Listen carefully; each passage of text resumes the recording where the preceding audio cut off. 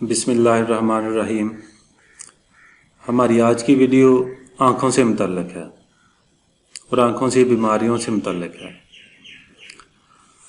अल्लाह ताला ने इंसान को बहुत ज़्यादा नेमतों से नवाजा है। इन नेमतों में से एक नेमत आँखें हैं।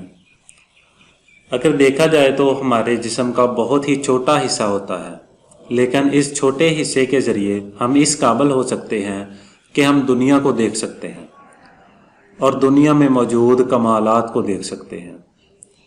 आँख की नेमत का अंदाज़ा वो शख्स लगा सकता है जिसकी आँखें नहीं होती,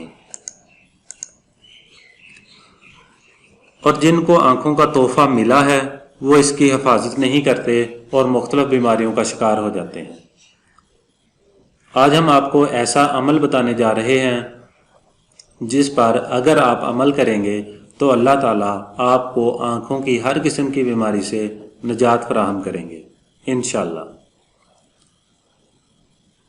आपकी आँखों में इतनी चमक पैदा होगी कि आप हैरान हो जाएंगे। ये एक कुरान की सूरत का अमल है जिसको आपने रोज़ाना असर की नमाज के बाद करना है। अगर जिस्म का कोई भी एक हिस्सा नाकारा हो जाए तो हमें उसकी कदर व कीमत होने लगती है। अब आते हैं आज के अमल की तरफ।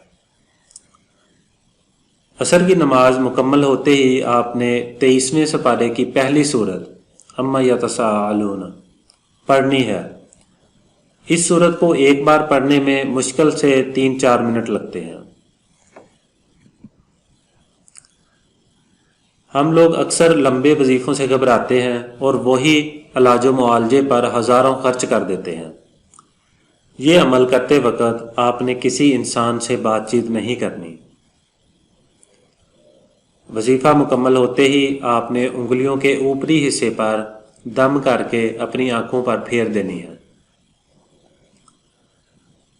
इसका दूसरा तरीका हम आपको बताते हैं, वो ये है कि आपने इस सूरत को 3 बार पढ़कर गुलाब के अर्क पर दम करना है और अर्के गुलाब आँखों में रोज़ डालना है। रोज़ाना आपने इस मुबारक सूरत को 3 बार पढ़कर अर्के गुलाब पर दम करना है। ख़वातीन ने नागे की सूरत में इस अमल को नहीं करना। इस अमल को करने से उन सारे लोगों को फ़ायदा होगा जो आँखों की मुश्किलात में मुब्तला हैं,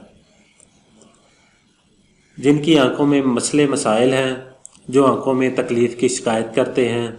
इस अमल की बरकत आपको कुछ ही दिनों में फ़ायदा नज़र आने लगेगा इंशाअल्लाह।